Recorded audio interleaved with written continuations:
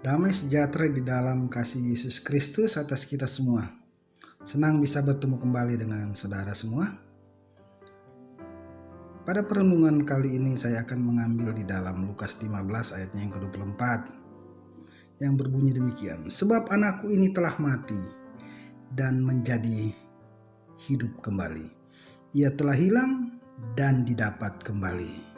Maka mulailah mereka bersukaria. Saudara yang kekasih di dalam Tuhan, cerita ini menceritakan tentang bagaimana kasih Bapa yang sangat mulia, kasih tanpa syarat, kasih tanpa batas, tanpa memandang hal lainnya. Saudara yang kekasih dalam Tuhan, kasih itu adalah sifat dan karakter Allah itu sendiri. Tuhan bukan saja memiliki kasih, namun Dia adalah kasih itu sendiri. Kasih Tuhan yang mulia yang digambarkan dalam cerita anak yang hilang berbicara tentang betapa berharganya objek yang dikasihinya. Yang diinginkan oleh kasih itu hanyalah kebaikan bagi pihak yang dikasihinya. Kasih Tuhan sangat menggebu-gebu untuk melihat orang yang dikasihinya itu selamat, dia aman, dia sejahtera, dia bahagia. Itulah kasih Bapa kita, saudara. Meskipun kita yang dikasihi tidak merespon, tidak ramah terhadapnya, kita tidak mudah dikasihi, yaitu kita sering ngeyel, kita sering rese, atau bahkan kita berkhianat kepada Dia. Kasih Tuhan itu tanpa syarat bagi saudara dan saya. Tidak ada satupun respon kita ataupun kondisi kita yang mampu mengubah keputusan Bapa yang adalah Sang Kasih itu untuk tetap mengasihi saudara.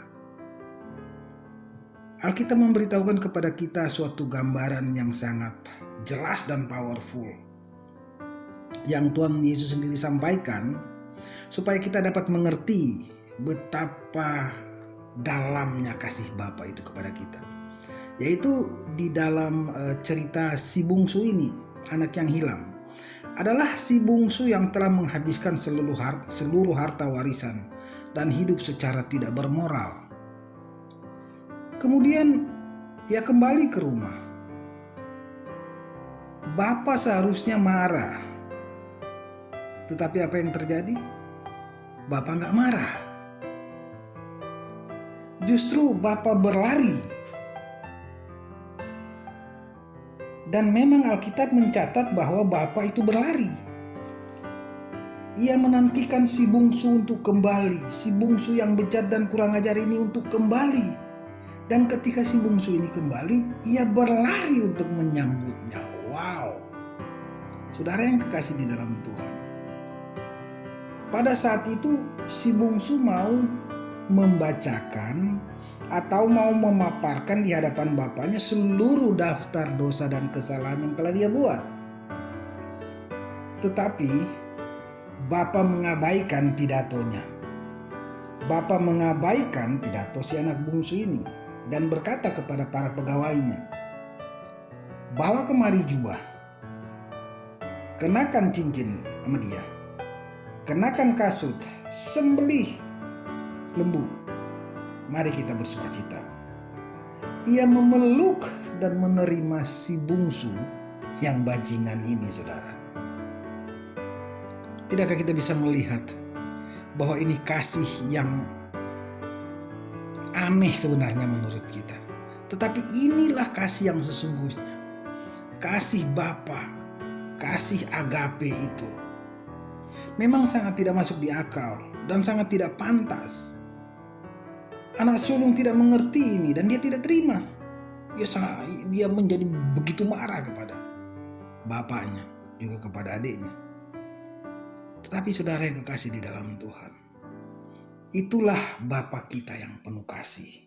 Dan itulah kasih tanpa syarat itu. Saudara yang kekasih di dalam Tuhan, seberapa besar Yesus mengasihi saudara, pandanglah salib itu.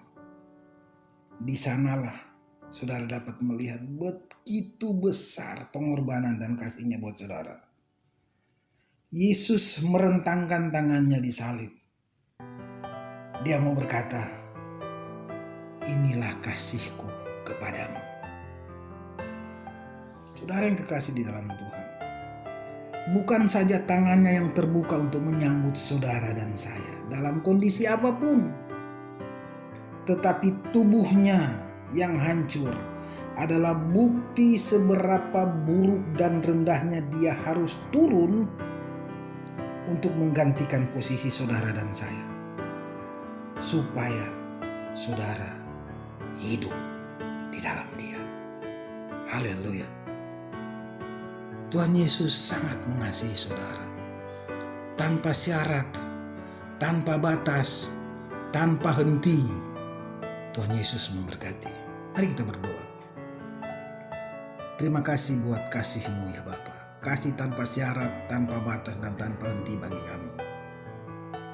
Biarlah kami menerima kasih-Mu. Kasih yang mengubahkan. Kasih yang memberi kami kekuatan, kasih yang menghidupkan kami. Karena kasih itu adalah Engkau sendiri. Terima kasih Bapa di surga. Kami mengucap syukur. Biarlah mereka yang mendengar pada pagi hari ini, mereka diberkati. Mereka mengalami kasih-Mu begitu dalamnya, begitu besarnya, dan begitu seriusnya Engkau mengasihi dan mencintai kami tanpa syarat. Dan dengan kasih-Mu ini, kami dapat bangkit berkemenangan di dalam Engkau. Kami mengucap syukur di dalam nama Yesus. Haleluya. Amin.